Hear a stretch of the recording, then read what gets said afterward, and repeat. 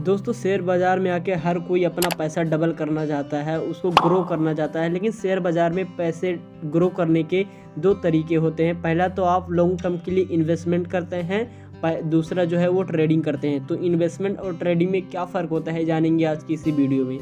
दोस्तों शेयर बाज़ार कोई हलवा नहीं है जो चाहे इसको खा लेगा। इसके लिए आपको टाइम, एनर्जी सब कुछ देना पड़ेगा, तब जाके आप अच्छे से शेयर बाज़ार को समझ पाएंगे। अब जैसा कि शेयर बाज़ार में पैसे ग्रो करने के दो तरीके होते हैं, पहला ट्रेडिंग, दूसरा है इन्वेस्टमेंट। तो अभी हम इन्वेस्टमेंट को समझते हैं कि इन्वेस्टमेंट क्या होता है। दोस्तों शेयर बाज़ार में लॉन्ग टर्म के लिए पैसे को इन्वेस्ट किया जाता है। मान लो किसी कंपनी की शेयर प्राइस थी 70 रुपये, उसको आपने खरीद लिए और एक साल होल्ड पर रखे और उसकी शेयर प्राइस अब जो है 200 रुपये हो गई, तो आपको 130 रुपये का प्रॉफिट हो गया। इसी को हम बोलते हैं लॉन्ग टर्म के लिए शेयर बाज़ार में इन्वेस्टमेंट करना। दोस्तों आप अगर किसी कंपनी में इन्वेस्टमेंट करना चाहते हैं तो सबसे पहले उस कंपनी का आपको फंडामेंटल एनालिसिस करना होगा। अब आप पूछो कि भाई ये फंडामेंटल एनालिसिस क्या होता है, तो किसी भी कंपनी की पूरी जानकारी इकट्ठा करने के प्रोसेस को हम फंडामेंटल एनालिसिस कहते हैं। इसको हम एक एग्जांपल से समझते हैं। मान लो 4 कंपनियां हैं ABCD और चारों कंपनियों की शेयर प्राइस 50 रुपये ही है, तो आने वाले समय में किस कंपनी का शेयर प्राइस सबसे ज़्यादा होगा ये डिसाइड करता है उसका फंडामेंटल एनालिसिस। अब फंडामेंटल एनालिसिस में बहुत सारी चीज़ें देखी जाती हैं, जैसे कि उस कंपनी के पास एसेट कितना है, लायबिलिटी कितना है, PE रेशियो उसका कितना है, अर्निंग उसका कितना है, बिजनेस मॉडल क्या है, मार्केटिंग स्ट्रैटेजी क्या है, ब्रांड वैल्यू क्या है, वो प्रोडक्ट अच्छा है या नहीं है, और भी बहुत सारी चीज़ें देखी जाती है। फंडामेंटल एनालिसिस करना अपने आप में ही बहुत बड़ा कॉन्सेप्ट है, तो आने वाले समय में इस पर मैं एक वीडियो बना लूँगा। फिलहाल बेसिक के लिए आप इतना ही समझो।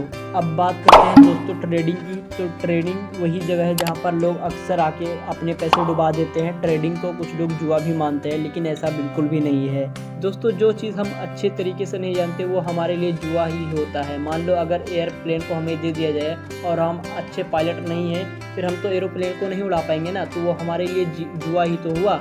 सेम चीज़ ट्रेडिंग में भी यही होता है। ट्रेडिंग में आपको बहुत सारी चीज़ें सीखने को होती है, तब जाके आप एक अच्छे ट्रेडर बन पाते हो। दोस्तों ट्रेडिंग करने के लिए सबसे ज़्यादा इम्पॉर्टेंट है आपका नॉलेज। आप जितने ज़्यादा मार्केट में बने रहोगे, जितने ज़्यादा आप चार्ट को देखते रहोगे, उतना ही आप ट्रेडिंग में स्ट्रॉन्ग होते जाओगे।